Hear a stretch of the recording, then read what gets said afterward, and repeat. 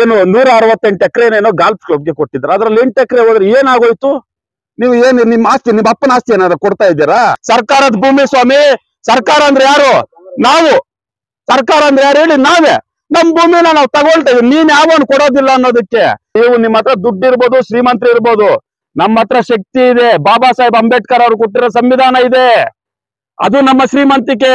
ಅದ್ರಲ್ಲಿ ನಾವು ಹೋರಾಟ ಮಾಡ್ತೀವಿ. ನಿಮ್ಮ ದುಡ್ಡು ಗಲ್ಲತ್ತೋ ನಮ್ಮ ಸಂವಿಧಾನ ಗಲ್ಲತ್ತೋ ನೋಡೋಣ. ಇಡೀ ಕೆಜಿಎಫ್ ಕ್ಷೇತ್ರದಲ್ಲಿರುವಂತ ಎಲ್ಲಾ ದಲಿತ ಪರ ಸಂಘಟನೆಗಳು, ಬಾಬಾ ಸಾಹೇಬ್ ಅಂಬೇಡ್ಕರ್ ಅನುಯಾಯಿಗಳು, ಬಾಬಾ ಸಾಹೇಬ್ ಅಂಬೇಡ್ಕರ್ ಅವರ ಅಭಿಮಾನಿಗಳು, ಇಡೀ ಜಿಲ್ಲೆಯಾದ್ಯಂತ ಇರುವಂತ ಬಾಬಾ ಸಾಹೇಬ್ ಅಂಬೇಡ್ಕರ್ ಹೆಸರಲ್ಲಿ ಎಲ್ಲಾ ಸಂಘ ಸಂಸ್ಥೆಗಳು ಕೂಡ ದೊಡ್ಡ ಮಟ್ಟದಲ್ಲಿ ಪ್ರತಿಭಟನೆಯನ್ನು ಹಮ್ಮಿಕೊಳ್ಳೋದ್ರಲ್ಲಿ ಎರಡನೇ ಮಾತೇ ಇಲ್ಲ. ಕ್ಷೇತ್ರದಲ್ಲಿ ಒಂದಿಬ್ರು ಇದ್ದಾರೆ ರಾಜಕಾರಣಿಗಳು, ಸಮಾಜ ಸೇವಕರು ಅಂತ, ಮಣ್ಣಿನ ಮಕ್ಕಳು ಅಂತ, ಸನ್ ಆಫ್ ದಿ ಸಾಯಿಲ್ ಅಂತ. ಒಬ್ರು SR ರಾಜೇಂದ್ರನ್, ಮತ್ತೊಬ್ರು ಭವನ್ ಕೃಷ್ಣ ಅವರು. இந்தியாவில இருந்து லண்டன் போய் பாரிஸ்டர் பட்டத்தை நிறைய பேர் வாங்கியிருக்காங்க. காந்தி வாங்கியிருக்காரு, நேரு வாங்கியிருக்காரு, தலை சிறந்த தலைவர்கள் எல்லாம் வாங்கியிருக்காங்க. ஆனா இந்தியாவில இருந்து ஒருத்தருக்கு கிரேஸ் இன் அப்படிங்கிற பாரிஸ்டர் பட்டம் கொடுக்கிற அலுவலகத்துல ஒரு அறையும் புகைப்படமும் வச்சிருக்காங்கன்னா அது அம்பேத்கருக்கு மட்டும்தான் வச்சிருக்காங்க. ಇವತ್ತೇನು ಬಾಬಾ ಸಾಹೇಬ್ ಅಂಬೇಡ್ಕರ್ ಅವರು ಹೆಜ್ಜೆಟ್ಟಂತಹ ಈ ಒಂದು ಕರ್ಮಭೂಮಿ ಏನಿದೆ ಕೆಜಿಎಫ್ ಅಲ್ಲಿ 1954ರಲ್ಲಿ ಬಾಬಾ ಸಾಹೇಬ್ ಅಂಬೇಡ್ಕರ್ ಅವರು ಇಲ್ಲಿಗೆ ಬರ್ತಾರೆ. ಏನಕ್ಕೆ ಬರ್ತಾರೆ ಅಂತಂದ್ರೆ ಇಲ್ಲಿರುವಂತ ಮೈನ್ಸ್ ಅನ್ನ ನೋಡೋದಕ್ಕೆ, ಇಲ್ಲಿರುವಂತ ಬಂಗಾರವನ್ನ ನೋಡೋದಕ್ಕೆ, ಇಲ್ಲಿರುವಂತ ಬ್ರಿಟಿಷರ ಒಂದು ಅಪಾರವಾದಂತ ಆಸ್ತಿಯನ್ನ ನೋಡೋದಕ್ಕಲ್ಲ. ಇಲ್ಲಿನ ಮೂಲ ನಿವಾಸಿಗಳೇನಿದ್ದಾರೆ ಇವರ ಕಷ್ಟ ಸುಖಗಳನ್ನ ನೋಡೋದಕ್ಕೆ ಬಾಬಾ ಸಾಹೇಬ್ ಅಂಬೇಡ್ಕರ್ ಅವರು ಇಲ್ಲಿಗೆ ಬರ್ತಾರೆ. ಅವರ ಕಷ್ಟ ಸುಖಗಳನ್ನು ನೋಡಿ ಅವರಿಗೆ ಏನೆಲ್ಲ ನಾನು ಸಂವಿಧಾನದ ಅಡಿಯಲ್ಲಿ ಒದಗಿಸಬಹುದು ಅನ್ನೋ ಒಂದು ಆಲೋಚನೆಯಲ್ಲಿ ಎಲ್ಲ ಕೂಡ ಅವರು ಮನವರಿಕೆ ಮಾಡಿಕೊಂಡು ಸಂವಿಧಾನದಲ್ಲಿ ಇಲ್ಲಿನ ಕಾರ್ಮಿಕರಿಗೆ, ಇಡೀ ದೇಶದಲ್ಲಿರುವಂತ ಕಾರ್ಮಿಕರಿಗೆ ಏನೆಲ್ಲ ಹಕ್ಕುಗಳನ್ನ ಕೊಡ್ಬೋದು ಅನ್ನೋದನ್ನ ಬಾಬಾ ಸಾಹೇಬ್ ಅಂಬೇಡ್ಕರ್ ಅವರು ಇಲ್ಲಿ ನೋಡಿ ತಿಳ್ಕೊಳ್ತಾರೆ. ಅಂತ ಚರಿತ್ರೆ ಉಳ್ಳಂತ ಈ ಭೂಮಿಗೆ, ಇಡೀ ದೇಶಕ್ಕೆ ಬಂಗಾರವನ್ನ ಕೊಟ್ಟು ಈ ದೇಶದ ಸಾಲವನ್ನ ತೀರಿಸಿದಂತ ಈ ಭೂಮಿಯಲ್ಲಿ ಬಾಬಾ ಸಾಹೇಬ್ ಅಂಬೇಡ್ಕರ್ ಅವರು ಹೆಜ್ಜೆ ಇಟ್ಟು ಈ ಜನರ ಒಂದು ಕಷ್ಟ ಸುಖಗಳಿಗೆ ಅವರು ಕಾನೂನಿನ ಮುಖಾಂತರ ನಮಗೆ ಒಂದು ರಕ್ಷಣೆಯನ್ನ ಕೊಟ್ಟಿದ್ದಾರೆ. ಅಂತ ಭೂಮಿಯಲ್ಲಿ ಬಾಬಾ ಸಾಹೇಬ್ ಅಂಬೇಡ್ಕರ್ ಅವರ ಹೆಸರಲ್ಲಿ ಇಡೀ ರಾಜ್ಯದಲ್ಲಿ ಬಾಬಾ ಸಾಹೇಬ್ ಅಂಬೇಡ್ಕರ್ ಎಲ್ಲೆಲ್ಲಿ ಹೆಜ್ಜೆ ಇಟ್ಟಿದ್ದಾರೋ ಅಲ್ಲಿ ಅವರ ಹೆಸರಿನಲ್ಲಿ ಒಂದು ಸ್ಮಾರಕ ಭವನಗಳನ್ನ ನಿರ್ಮಾಣ ಮಾಡಬೇಕಂತ ಕೇಂದ್ರ ಸರ್ಕಾರ ಏನು ನಿರ್ಧಾರ ಮಾಡಿತ್ತು, ಆ ಹಿನ್ನೆಲೆಯಲ್ಲಿ ರಾಜ್ಯ ಸರ್ಕಾರ ಇವತ್ತು ಸರ್ವೆ ನಂಬರ್ 2 ನಾವೇನ್ ನಿಂತಿದ್ದೀವಿ, ಈ ಸರ್ವೆ ನಂಬರ್ 2ರಲ್ಲಿ ಒಟ್ಟು 6681 ಎಕರೆ ಭೂಮಿ ಇದೆ. ಇಲ್ಲಿ ಅದರಲ್ಲಿ 590 ಎಕರೆ ಭೂಮಿಯನ್ನ ಸರ್ಕಾರ ರಾಜ್ಯ ಸರ್ಕಾರಕ್ಕೆ ವಿವಿಧ ಯೋಜನೆಗಳಿಗಂತ ಮೀಸಲಿಟ್ಟಿದೆ. ಎಷ್ಟು? 590 ಎಕರೆ ಭೂಮಿಯನ್ನ. ಅದರಲ್ಲಿ 100 ಎಕರೆ ಭಾರತೀಯ ಪೊಲೀಸ್ ಪಡೆಗೆ ಅಂತ 100 ಎಕರೆ ಭೂಮಿಯನ್ನ ಮಂಜೂರು ಮಾಡಿದ್ರೆ, ಬಾಬಾ ಸಾಹೇಬ್ ಅಂಬೇಡ್ಕರ್ ಅವರ ಸ್ಮಾರಕ ಭವನಕ್ಕಂತ 8 ಎಕರೆ 20 ಗುಂಟೆ ಭೂಮಿಯನ್ನ ಮಂಜೂರು ಮಾಡಿದೆ. ಅದು ನೀವು ನೋಡ್ಬೋದು, ಇಲ್ಲಿಂದ ಪ್ರಾರಂಭ ಆಗತ್ತೆ. ದಯವಿಟ್ಟು ತಾವೆಲ್ಲ ಕೂಡ ನೋಡ್ಬೋದು, ಇಲ್ಲಿಂದಾನೇ ಫಸ್ಟ್ ಪಾಯಿಂಟ್ ಇದೇನಾಗತ್ತೆ, ಇಲ್ಲಿಂದ ಈ ಭೂಮಿ ಪ್ರಾರಂಭ ಆಗುತ್ತೆ. 8 ಎಕರೆ 20 ಗುಂಟೆ ಜಾಗ ಏನಿದೆ ಅದು ಇಲ್ಲಿಂದ ಪ್ರಾರಂಭವಾಗಿ ಈ ಸುತ್ತಲೂ ಅಲ್ಲಿವರೆಗೂ ಹೋಗಿ ಅಲ್ಲಿ ಬೋರ್ವೆಲ್ ಕೂಡ ಹಾಕಿದ್ದಾರೆ. ಇದೇ ಜಾಗದಲ್ಲಿ ಮಾನ್ಯ ಕೆಜಿಎಫ್ ಶಾಸಕರಾದ ರೂಪಕಲಾ ಶಶಿದವರು ಅಪಾರ ಸಂಖ್ಯೆಯಲ್ಲಿ ಬಾಬಾ ಸಾಹೇಬ್ ಅಂಬೇಡ್ಕರ್ ಅವರ ಅನುಯಾಯಿಗಳ ಜೊತೆಗೆ ಇಲ್ಲಿ ಭೂಮಿ ಪೂಜೆಯನ್ನು ಕೂಡ ನೆರವೇರಿಸಿದ್ರು. ಇದರಿಂದ ಇಲ್ಲಿ ಬಾಬಾ ಸಾಹೇಬ್ ಅಂಬೇಡ್ಕರ್ ಅವರ ಸ್ಮಾರಕ ಭವನ ನಿರ್ಮಾಣ ಆಗೋದ್ರಿಂದ ಈ ತಾಲೂಕಿನ, ಕೆಜಿಎಫ್ ತಾಲೂಕಿನ ಅಥವಾ ಈ ಜಿಲ್ಲೆಯಲ್ಲಿರುವಂತ ಪ್ರತಿಯೊಬ್ಬರಿಗೂ ಕೂಡ ಉಪಯೋಗವಾಗುವಂತ ಒಂದು ಸ್ಥಳ ಇದಾಗತ್ತೆ. ಇಲ್ಲಿ ಮ್ಯೂಸಿಯಂ ಬರುತ್ತೆ, ಡಿಜಿಟಲ್ ಲೈಬ್ರರಿ ಬರುತ್ತೆ, ಡಿಜಿಟಲ್ ಕಂಪ್ಯೂಟರ್ ಲ್ಯಾಬ್ ಬರುತ್ತೆ. ಇಲ್ಲಿ ವಿದ್ಯಾವಂತರು ಯಾರಾದ್ರೆ ದೊಡ್ಡ ಖಾಸಗಿ ಶಾಲೆಗಳಲ್ಲಿ ವಿದ್ಯೆ ಕಲಿಯಕ್ಕೆ ಸಾಧ್ಯ ಆಗೋದಿಲ್ವೋ ಅಂತವ್ರು ಇಲ್ಲಿ ಬಂದು ಬಾಬಾ ಸಾಹೇಬ್ ಅಂಬೇಡ್ಕರ್ ಅವರ ಸ್ಮಾರಕ ಭವನದಲ್ಲಿ ಉಚಿತವಾಗಿ ಒಂದು ವಿದ್ಯೆಯನ್ನ ಕಲಿಯಬಹುದು. ಇಲ್ಲಿ ಅದಕ್ಕೆ ಆದಂತ ಒಂದು ಸೆಮಿನಾರ್ ಹಾಲ್ ಅನ್ನ, ಲೈಬ್ರರಿಯನ್ನ, ಪ್ರತಿಯೊಂದು ಕೂಡ ವಿದ್ಯಾರ್ಥಿಗಳಿಗೆ ಉಪಯೋಗವಂತ ಪ್ರತಿಯೊಂದು ಸೌಲಭ್ಯಗಳನ್ನು ಕೂಡ ಈ ಸ್ಮಾರಕ ಭವನದಲ್ಲಿ ನಿರ್ಮಾಣ ಮಾಡಲಿದ್ದಾರೆ ಸರ್ಕಾರ. 14 ಕೋಟಿ ವೆಚ್ಚದಲ್ಲಿ. ಅದರಲ್ಲೂ ಶಾಸಕರು ಕೂಡ ಹೇಳಿದ್ದಾರೆ, ಆ ಹಣ ಸಾಲದಿದ್ರೆ ನನ್ನ ಶಾಸಕರ ಅನುದಾನದಲ್ಲೂ ಕೂಡ ಇನ್ನೂ ಹೆಚ್ಚಿನ ಅನುದಾನವನ್ನು ಕೊಟ್ಟು ನಾನು ನಿರ್ಮಾಣ ಮಾಡೋದಕ್ಕೆ ಸಿದ್ಧ ಇದ್ದೇನೆ ಅಂತ ಶಾಸಕರು ಈ ಒಂದು ಸ್ಮಾರಕ ಭವನನ ನಿರ್ಮಾಣ ಮಾಡಲು ತುಂಬಾ ಆಸಕ್ತರಾಗಿದ್ದಾರೆ. ಅವ್ರಿಗೆ ನಾವೆಲ್ಲರೂ ಕೂಡ ಬೆನ್ನೆಲುಬಾಗಿ ನಿಲ್ಲೋದ್ರಲ್ಲಿ ಎರಡನೇ ಮಾತೇ ಇಲ್ಲ. ಆದ್ರೆ ಇವತ್ತು ಗಾಲ್ಫ್ ಕ್ಲಬ್ ಅಂತ ಹೆಸರಿಟ್ಕೊಂಡು ಬ್ರಿಟಿಷರ ಕಾಲದಿಂದ ಗಾಲ್ಫ್ ಕ್ಲಬ್ ಆಡ್ಕೊ ಬರ್ತಾ ಇರೋದು ಇರ್ಬೋದು. ಆದ್ರೆ ಅವತ್ತಿಂದ ಆಡ್ಕೊ ಬಂದು ಈ ಭೂಮಿಗೆ ಏನ್ ಪ್ರಯೋಜನ ಆಗಿದೆ? ಕೆಜಿಎಫ್ ಕ್ಷೇತ್ರ ಜನತೆಗೆ ಅದರಿಂದ ಏನ್ ಪ್ರಯೋಜನ ಆಗಿದೆ? ಇಲ್ಲಿನ ಮತದಾರರಿಗೆ ಅದರಿಂದ ಏನ್ ಉಪಯೋಗ ಆಗಿದೆ? ಎಷ್ಟು ಬಡವರಿಗೆ ನಿಮ್ಮ ಗಾಲ್ಫ್ ಕ್ಲಬ್ ಇಂದ ಉಪಯೋಗ ಆಗಿದೆ? ಎಷ್ಟು ಜನ ನಿರಾಶ್ರಿತರಿಗೆ ನಿಮ್ಮ ಗಾಲ್ಫ್ ಕ್ಲಬ್ ಇಂದ ಏನಾದ್ರೂ ಉಪಯೋಗ ಸಿಕ್ಕಿದೆ ಅನ್ನೋದನ್ನ ತಾವೆಲ್ಲರೂ ಕೂಡ ಪ್ರಶ್ನೆ ಮಾಡಬೇಕಾಗಿದೆ. ಇವತ್ತು ಈ ಕೆಜಿಎಫ್ ಕ್ಷೇತ್ರ ಮೀಸಲಾತಿ ಕ್ಷೇತ್ರ, ಇದು ಬಾಬಾ ಸಾಹೇಬ್ ಅಂಬೇಡ್ಕರ್ ಅವರ ಕ್ಷೇತ್ರ. ಇಲ್ಲಿ ನಿಮ್ಮ ಏನು ಗಾಲ್ಫ್ ಕ್ಲಬ್ ಅಂತಂದ್ರೆ ಯಾರು ಬಡವರು ಆಡೋದಿಲ್ಲ. ಈ ಆಟನ ಯಾರು ಬಡವರು ಆಡೋದಿಲ್ಲ. ನೋಡ್ಬೋದು ಸಮಯ ನೋಡಿ, ಆ ಮುಂದೆ ಇದೆಲ್ಲ ಏನ್ ಕ್ಲೀನ್ ಮಾಡಿದ್ದಾರೆ, ಇದೆಲ್ಲ ಕೂಡ ಸ್ಮಾರಕ ಭವನಕ್ಕೆ ಬರುವಂತದ್ದು. ಅಲ್ಲಿ ನೋಡ್ಬೋದು, ಅಲ್ಲಿ ಬೋರ್ ಕೂಡ ಹಾಕಿದ್ದಾರೆ. ಅಪಾರವಾದಂತ ಒಂದು ಹೆಚ್ಚಿನ ಮಟ್ಟದಲ್ಲಿ ನೀರು ಕೂಡ ಬಿದ್ದಿದೆ. ಇದೆಲ್ಲ ಕೂಡ ಅದು ಏನೇ ಈ ಗಾಲ್ಫ್ ಕ್ಲಬ್ ಅವರಿಂದ ಈ ಕೆಜಿಎಫ್ ಕ್ಷೇತ್ರಕ್ಕೆ ₹1 ಯೂಸ್ ಇಲ್ಲ. ಇದರಿಂದ ಯೂಸ್ ಆಗುವಂತದ್ದು ಯಾರಿಗೆ? ಶ್ರೀಮಂತರಿಗೆ, ಬಿಲ್ಡರ್ಸ್ಗೆ, ಬಿಸ್ನೆಸ್ ಮ್ಯಾನ್ಗಳಿಗೆ, ಪೊಲಿಟಿಷಿಯನ್ಗೆ, ಮತ್ತೆ ದೊಡ್ಡ ದೊಡ್ಡ ಸೆಲೆಬ್ರಿಟಿಗಳು ಆಡುವಂತ ಗೇಮ್ ಇದು.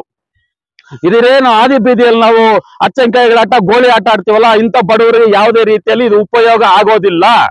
ಇದರಿಂದ ಈ 70 ವರ್ಷಗಳಿಂದ ಈ ಕೆಜಿಎಫ್ಗೆ ಗಾಲ್ಫ್ ಕ್ಲಬ್ ಇಂದ ₹1 ಉಪಯೋಗ ಆಗಿಲ್ಲ. ಸೊ ಬಾಬಾ ಸಾಹೇಬ್ ಅಂಬೇಡ್ಕರ್ ಅವ್ರ ಸ್ಮಾರಕ ಭವನ ಇಡೀ ಕೆಜಿಎಫ್ ಕ್ಷೇತ್ರ ಜನತೆಗೆ, ಇಡೀ ಕೋಲಾರ ಜಿಲ್ಲೆ ಜನತೆಗೆ 100% ಉಪಯೋಗ ಆಗತ್ತೆ. 100% ಈ ಸ್ಮಾರಕ ಭವನ ಈ 8 ಎಕರೆ 20 ಗುಂಟೆ ಏನ್ ಜಾಗ ಮೀಸಲಿಟ್ಟಿದ್ದಾರೆ, ಇದರಿಂದ ಕೋಟ್ಯಾಂತರ ಜನ ಇಲ್ಲಿ ತಮ್ಮ ವಿದ್ಯಾಭ್ಯಾಸವನ್ನ ಪಡ್ಕೊಳ್ತಾರೆ, ಇಲ್ಲಿ ಉಜ್ವಲ ಭವಿಷ್ಯವನ್ನ ಪಡ್ಕೊಳ್ತಾರೆ. ಬಡವರ ಮಕ್ಕಳಿಗೆ ಉಚಿತವಾದಂತ ಒಂದು ಲ್ಯಾಬ್ ಸಿಗತ್ತೆ, ಕಂಪ್ಯೂಟರ್ ಲ್ಯಾಬ್ ಸಿಗತ್ತೆ, ಡಿಜಿಟಲ್ ಲೈಬ್ರರಿ ಸಿಗತ್ತೆ. ಲಕ್ಷಾಂತರ ರೂಪಾಯಿ ಕೊಟ್ಟು ವಿದ್ಯಾಭ್ಯಾಸವನ್ನ ಪಡೆಯಕ್ಕಾಗದಿರಂತ ಬಡ ಮಕ್ಕಳು ಇಲ್ಲಿ ವಿದ್ಯಾಭ್ಯಾಸವನ್ನ ಪಡ್ಕೊಳ್ತಾರೆ. ಈ ಸ್ಮಾರಕ ಭವನ ಏನು 3 ಫ್ಲೋರ್ ಅಲ್ಲಿ ಸ್ಮಾರಕ ಭವನ ನಿರ್ಮಾಣ ಮಾಡೋದ್ರಲ್ಲಿ ಎಷ್ಟೋ ಜನ ದಲಿತರು ಒಂದು ಶುಭ ಸಮಾರಂಭಗಳನ್ನ ಮಾಡ್ಕೊಳ್ಳೋದಕ್ಕೆ ಉಪಯೋಗ ಆಗುತ್ತೆ. ಇಂಥ ಸ್ಥಳವನ್ನ ಶ್ರೀಮಂತ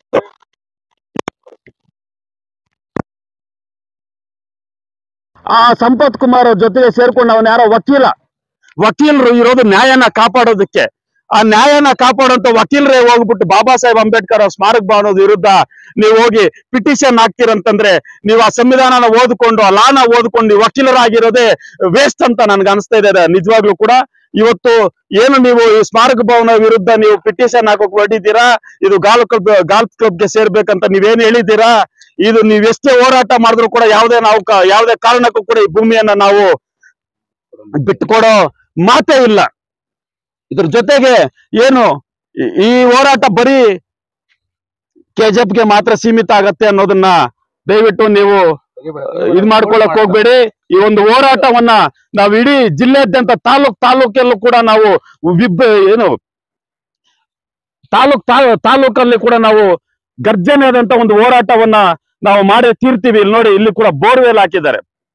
ಇದು ಸ್ಮಾರಕ ಭವನ ನಿರ್ಮಾಣ ಮಾಡೋದಕ್ಕೆ ಮೊನ್ನೆ ಭೂಮಿ ಪೂಜೆ ಮಾಡಿದಾಗೆ ಶಾಸಕರ ಒಂದು ನೇತೃತ್ವದಲ್ಲಿ ನೀರು ಹಾಕಿದ್ದಾರೆ. ಉತ್ತಮವಾದಂತ ನೀರು ಕೂಡ ಇಲ್ಲಿ ಬಿದ್ದಿದೆ. ಸೊ ಇದರಿಂದ ಇಡೀ ಕ್ಷೇತ್ರ ಜನತೆಗೆ ಎಷ್ಟು ಉಪಯೋಗ ಆಗತ್ತೋ ಅದನ್ನ ನಾನು ಮುಂದಿನ ದಿನಗಳಲ್ಲಿ ನೋಡ್ಬೋದು. ಆದ್ರೆ ಇವತ್ತು ಇಂಥ ಒಂದು ಒಳ್ಳೆಯ ಕೆಲಸಕ್ಕೆ ಅಡ್ಡಿಪಡಿಸ್ತಾ ಇದ್ದೀರಲ್ಲ, ನೀವ್ ಯಾರು ಕೂಡ ಮನುಷ್ಯರೇ ಅಲ್ಲ, ನಿಮಗ್ ಮಾನವೀಯತೆ ಇಲ್ಲ, ನಿಮಗೆ ಮನುಷ್ಯತ್ವ ಅನ್ನೋದೇ ಗೊತ್ತಿಲ್ಲ. ನಿಜವಾಗಿ ಏನು 168 ಎಕರೆನೇನೋ ಗಾಲ್ಫ್ ಕ್ಲಬ್ಗೆ ಕೊಟ್ಟಿದ್ದಾರೆ. ಅದ್ರಲ್ಲಿ 8 ಎಕರೆ ಹೋದ್ರೆ ಏನಾಗೋಯ್ತು? ನೀವು ಏನು ನಿಮ್ಮ ಆಸ್ತಿ, ನಿಮ್ಮ ಅಪ್ಪನ ಆಸ್ತಿ ಏನಾದ್ರು ಕೊಡ್ತಾ ಇದ್ದೀರಾ?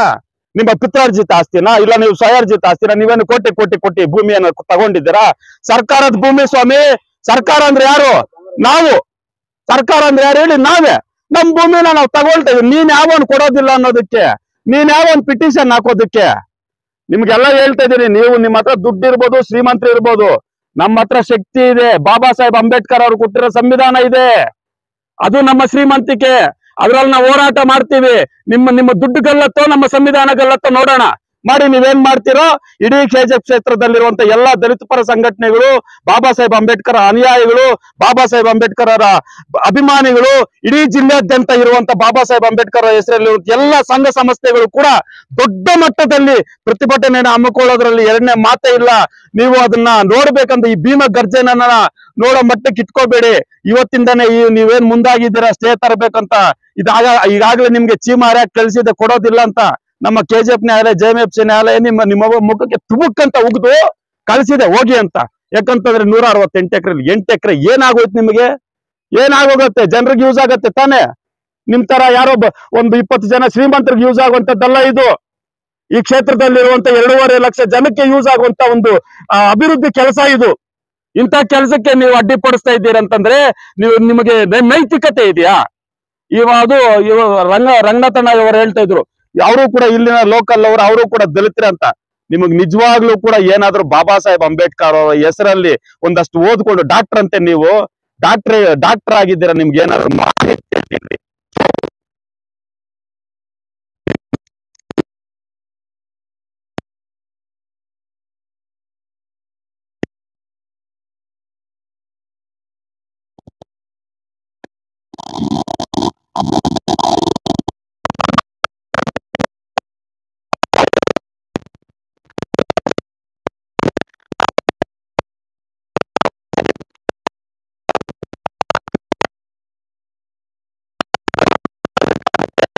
ಜನಗಳಲ್ಲಿ ನೀವು ನೋಡ್ತೀರಾ, ಖಂಡಿತವಾಗ್ಲೂ ಹೇಳ್ತಾ ಇದ್ದೀರಿ. ಈ ವಿಚಾರದಲ್ಲಿ ಯಾರೆಲ್ಲ ನಮ್ಮ ಜೊತೆಗೆ ನಾವು ಪ್ರತಿಕ್ಷಣ ನಾವು ನಿಲ್ತೇವೆ. ಅದರಲ್ಲಿ ವಿಶೇಷವಾಗಿ ಮಾನ್ಯ ಶಾಸಕರು ಇದನ್ನ ತುಂಬಾ ಅವರ ಡ್ರೀಮ್ ಪ್ರಾಜೆಕ್ಟ್ ಅಂತ ತಗೊಂಡು ಇದನ್ನ ನಿರ್ಮಾಣ ಮಾಡ್ತಾ ಇದ್ದಾರೆ. ನಿಜವಾಗ್ಲೂ ಕೂಡ ಅವ್ರಿಗೆ ಶಾಸಕರಿಗಾಗಿರ್ಬೋದು ಮತ್ತೆ ಸಂಬಂಧಪಟ್ಟಂತ PWD ಇಂಜಿನಿಯರ್ ಇದ್ದಾರೆ, ಅವರು ಕೂಡ ಸ್ಮಾರಕ ಭವನದ ಒಂದು ಒಳ್ಳೆ ಅದ್ಭುತವಾದಂತ ನೀಲಿ ನಕ್ಷೆಯನ್ನ ನಿರ್ಮಾಣ ಮಾಡಿದ್ದಾರೆ. ಅವ್ರಿಗೆ ಆಗಿರ್ಬೋದು, ಯಾರೇ ಆಗ್ಲಿ ಈ ಸ್ಮಾರಕ ಭವನದ ಒಂದು ಅಭಿವೃದ್ಧಿಯ ಕೆಲಸದಲ್ಲಿ ಯಾರೆಲ್ಲ ಕೈ ಜೋಡಿಸ್ತಾ ಇದ್ದಾರೆ ಅವರ ಪರವಾಗಿ ನಾವೆಂದಿಗೂ ನಿಲ್ತೀವಿ. ಇದನ್ನ ನಿರ್ಮಾಣ ಮಾಡೋವರೆಗೂ ನಾವು ಯಾವುದೇ ಕಾರಣಕ್ಕೂ ಅವ್ರ ಜೊತೆಗಿರ್ತೀವಿ. ಯಾರೆಲ್ಲ ಅಡ್ಡಿಪಡಿಸ್ತಾರೋ ಅವ್ರಿಗೆ ನಾವು ಕಾನೂನು ಅಡಿಯಲ್ಲಿ ಏನ್ ಪಾಠ ಕಲಿಸ್ಬೇಕು ಅದನ್ನ ಕಲಿಸೇ ತೀರ್ತೀವಿ ಅಂತ ಈ ಒಂದು ಸಂದರ್ಭದಲ್ಲಿ ನಾನು ಹೇಳೋದಕ್ಕೆ ಇಷ್ಟಪಡ್ತಾ ಇದ್ದೇನೆ. ಬಂಧುಗಳೇ, ಮತ್ತೊಮ್ಮೆ ನಿಮ್ಗೆ ಎಚ್ಚರಿಕೆ ಕೊಡ್ತಾ ಇದ್ದೀನಿ, ಮನವಿ ಮಾಡ್ತಾ ಇಲ್ಲ, ಎಚ್ಚರಿಕೆಯನ್ನ ಕೊಡ್ತಾ ಇದೀನಿ, ನೆನ್ಪಿಟ್ಕೊಳ್ಳಿ. ಇವತ್ತು ಈ ಶ್ರೀನಾಥ್ ನಾಸ್ತಿಕ್ ಜೊತೆಗೆ ನಮ್ಮೆಲ್ಲ ಹಿರಿಯಂತ ದಲಿತ ಮುಖಂಡರೆಲ್ಲ ಇದ್ದಾರೆ. ನಾಳೆ ಇದು ಹಿಂಗೆ ಮುಂದುವರೆದ್ರೆ ಇಲ್ಲಿ ಏನು 10-20 ಜನ ಇರೋದಿಲ್ಲ, ಲಕ್ಷಾಂತರ ಜನ ಇರ್ತಾರೆ. ಇಡೀ ಜಿಲ್ಲಾದ್ಯಂತ ಸಂಘಟನೆಕಾರರು ಇಲ್ಲಿ ಇರ್ತಾರೆ ಅನ್ನೋದನ್ನ ಇದೇ ಭೂಮಿಯಲ್ಲಿ ಇದೇ ಜಾಗದಲ್ಲಿ ಕೂತ್ಕೊಂಡು ನಾವು ನಿರಂತರ ಹೋರಾಟವನ್ನ ಮಾಡೋದಕ್ಕೂ ಕೂಡ ಹಿಂಜರಿಯೋದಿಲ್ಲ. ಯಾಕಂತಂದ್ರೆ ಇದು ಬಾಬಾ ಸಾಹೇಬ್ ಅಂಬೇಡ್ಕರ್ ಅವರಿಗೆ ಮೀಸಲಿಟ್ಟಂತ ಭೂಮಿ. ಬಾಬಾ ಸಾಹೇಬ್ ಅಂಬೇಡ್ಕರ್ ಅಂತಂದ್ರೆ ಜ್ಞಾನ, ಇದೊಂದು ಜ್ಞಾನ ಭಂಡಾರದ ಭೂಮಿ, ಇದೊಂದು ನಾಲೆಜ್ ಸೆಂಟರ್. ಬಾಬಾ ಸಾಹೇಬ್ ಅಂಬೇಡ್ಕರ್ ಅವ್ರ ವಿಶ್ವಸಂಸ್ಥೆನೆ the knowledge of the great ಏನು ಜ್ಞಾನದ ಪ್ರತೀಕ ಅಂತ ಬಾಬಾ ಸಾಹೇಬ್ ಅಂಬೇಡ್ಕರ್ ಅವ್ರನ್ನ ಕರೀತಾರೆ. ಅಂತ ಜ್ಞಾನದ ಪ್ರತೀಕದ ಒಂದು ಹೆಸರಲ್ಲಿ ಆಗ್ತಾ ಇರೋಂತ ಈ ವಿದ್ಯಾ ಮಂದಿರವನ್ನ, ಜ್ಞಾನ ಮಂದಿರವನ್ನ ನೀವು ಅಡ್ಡಪಡಿಸೋಕ್ ಬರ್ತೀರಂತಂದ್ರೆ ನಿಮಗೇನಾದ್ರೂ ಒಂದಷ್ಟು ಮಾನವೀಯತೆ ಇದೆಯಾ ಅಂತ ನಾನು ಮತ್ತೊಮ್ಮೆ ಕೇಳ್ತಾ ಇದ್ದೀನಿ. ದಯವಿಟ್ಟು ಅರ್ಥ ಮಾಡ್ಕೊಳ್ಳಿ. ನೀವು ಇದನ್ನ ಇಲ್ಲಿಗೆ ನಿಲ್ಸಿ. ಇಲ್ಲ ಅಂತಂದ್ರೆ ನೀವು ನಮ್ಮ ಹೋರಾಟದ ಫಲ ಏನನ್ನೋದನ್ನ ನೀವು ನೋಡ್ಬೇಕಾಗತ್ತೆ ಅಂತ ಈ ಮುಖಾಂತರ ಹೇಳ್ತಾ ಇದ್ದೇನೆ. ನನ್ನ ಮಾತಿಗೆ ಬೆಂಬಲ ಕೊಟ್ಟಂತ ಎಲ್ರಿಗೂ ಧನ್ಯವಾದಗಳು ತಿಳಿಸ್ತಾ ಇದ್ದೇನೆ. ಜೈ ಭೀಮ್, ಜೈ ಪ್ರಬುದ್ಧ ಭಾರತ. இளைஞர்கள் வாழ்வில் முன்னேற்றத்தை மட்டும் கனவு கண்டு அதற்கான வாய்ப்பு அமையாமல் தினந்தோறும் இயங்குபவர்கள் பல பேர் உண்டு.